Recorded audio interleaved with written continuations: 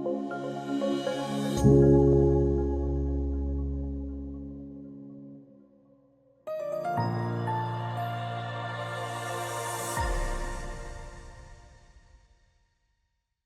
everyone, welcome back to another AMAG Asks. Today I am really excited to have Matt Barnette, president of PSA, here with us, just to have some conversations, around the industry, around the integrator community. I think Matt, and I'll let him introduce himself here in a second, can provide some really insightful thoughts from his perspective, which is working with the PSA dealers and also the end users who are supported by those dealers on a daily basis. So I was really excited to get Matt on.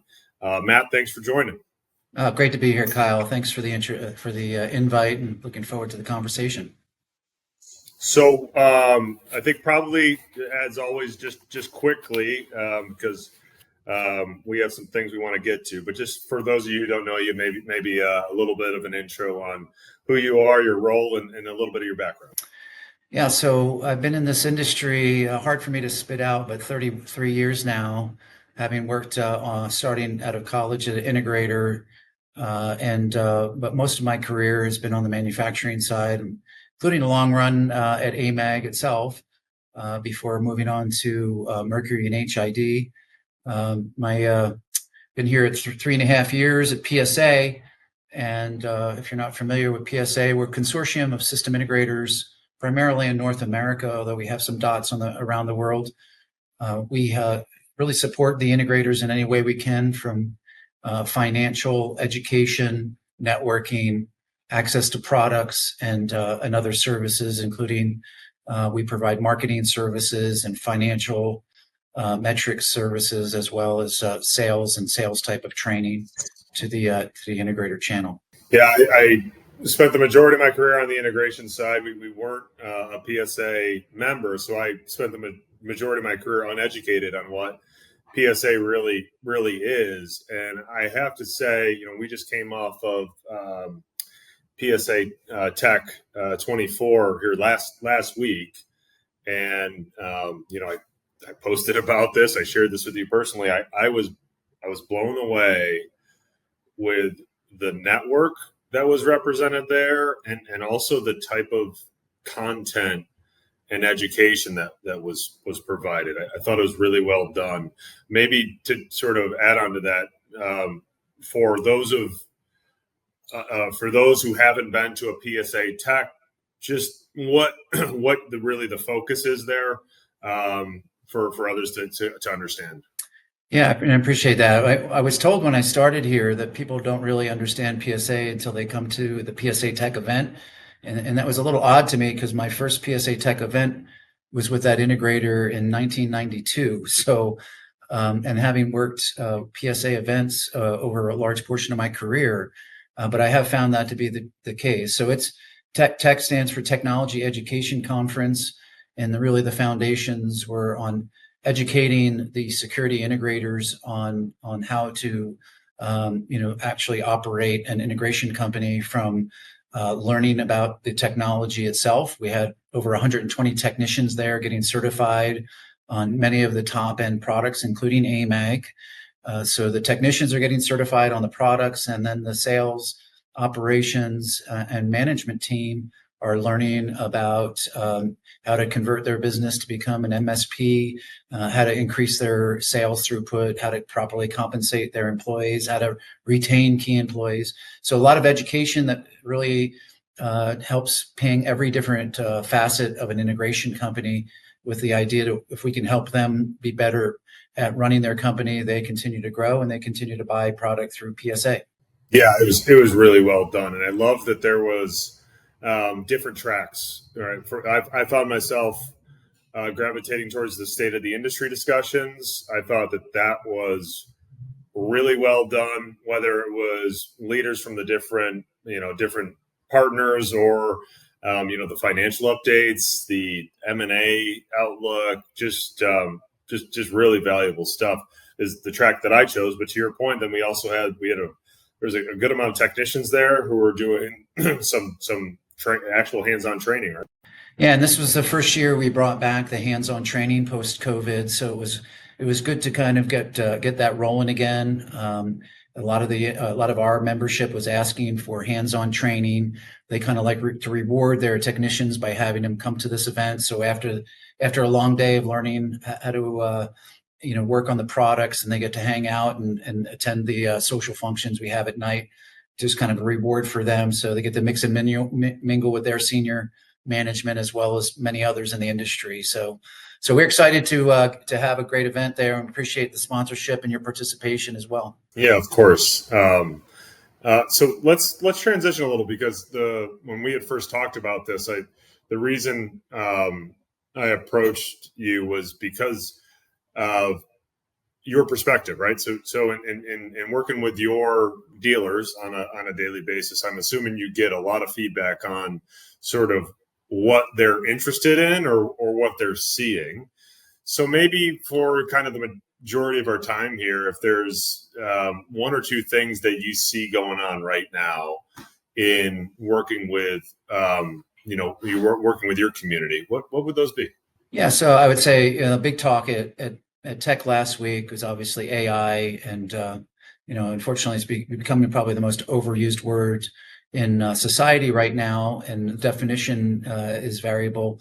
But we have to keep a close eye on it. For our membership is asking, what should they be doing? How should they, either utilize this technology to help run their business, or what companies' products should they be looking at that are utilizing AI technology? And it's still a bit of the wild, wild west out there. So right now, a large part of the focus is on how AI and machine learning is going to make some of these products better.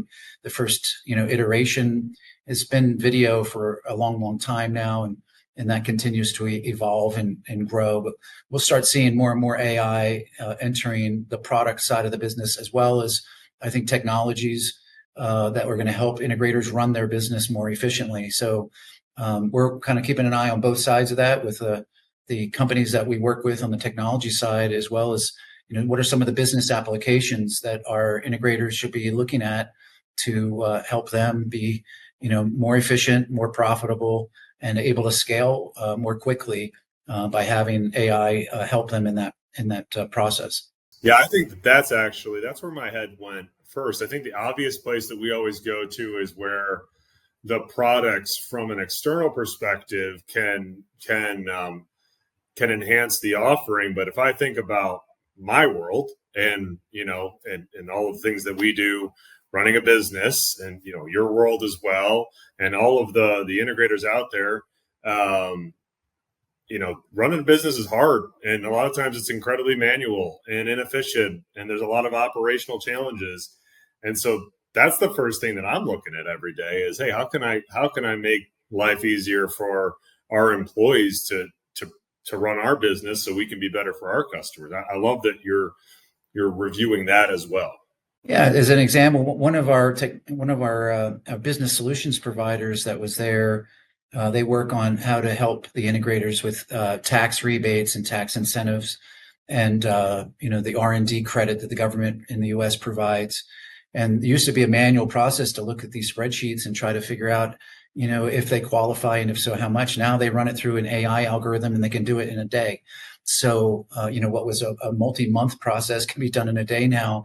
And so as that technology comes into the actual day-to-day work that integrators do, just imagine, how much more efficient they're going to be to run their business. I love that. Anything else you're seeing, Matt? I mean, just in general, or you're hearing from the industry? Yeah, I would say the other two areas that there's a lot of talk right now, it used to be about retrofits and open systems, and that's kind of quieted down. I think a lot of people looking at how end users have disparate systems. How do they connect those systems together without doing a wholesale rip and replace? So that's a very expensive proposition, and in most cases the systems actually are functioning fine. They just want to have a standardized platform across their enterprise. And while in theory that sounds like a wonderful idea, in practice it's a very expensive and a potential risky operation to pull it off. because inevitably, there potential issues can arise, especially when you're working on a global scale. So, how do end users incorporate, a software stack that will help them provision credentials, manage the system, run reports, without having to, again, replace head-end products or more, what's even more costly, right? Replace panel technology downstream. So more of that talk now as everybody seems to be taking a moment when it comes to what their capital expenditures are going to be. And the other I would say is mobile identities. This has been going on, percolating for a while as Apple and Google and others have now entered that market. We'll see if that finally legitimizes, so to speak, and get some mass market adoption. Certainly, there's some great technologies out there, and I know you guys have a great product that allows end users to take advantage of this. And I think there's a perception that it's an all or nothing type of use case, and certainly that's not reality. You can still mix and mingle credentials, the old-fashioned card credentials with mobile credentials, and have a hybrid environment, and for the right places and the right personnel, right? So certainly a lot going on in that area, and still early days, I think, in both of those. I love that point at the end there. We just finished up our SES event here this past weekend, and we had we had a panel discussion around that, and there was a ton of engagement, really, especially on that credential side. And I had to sort of reset for the audience, like, hey, this is not new. People have had evolving credential technologies, disparate credential technologies across their organization or their enterprise for as long as we've had credential technologies. Like I shouldn't say I've yet to see, I've rarely seen an enterprise that has achieved a single credential technology across its platform, unless it was a very small business. And this is the same. You're going to have some people who opt in to badgeless. You're going to have, some, functions that require it, some don't. I just think if we continue to talk about it like it isn't an all or nothing proposition, that it is a journey, I think it becomes a little less daunting. Yeah, great. And I think the actual process of getting the credential, the mobile credentials into the user's hands has greatly improved over the last few years, and some companies have entered the market to make that process easier. But it's not easy necessarily in a lot of enterprises to get hard credentials into people's hands, and it wasn't as easy on the virtual side with digital credentials until more recently. And I think it allows companies to have some flexibility there. They might want to roll this out for their senior leadership and have that capability at certain locations, and then go downstream from there. So, I think there's, again, early days. There's still a lot of credentials floating around in the world, and I don't think the plastic credentials are going to go away anytime soon. But if we can augment that with mobile credentials, and there's some really cool things you can do with the credential on the phone, right?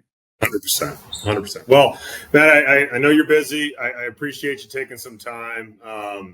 I really appreciate your insight and obviously your partnership. So thanks for stopping by today. I appreciate it. Thank you, Kyle, and thanks for the partnership. Absolutely.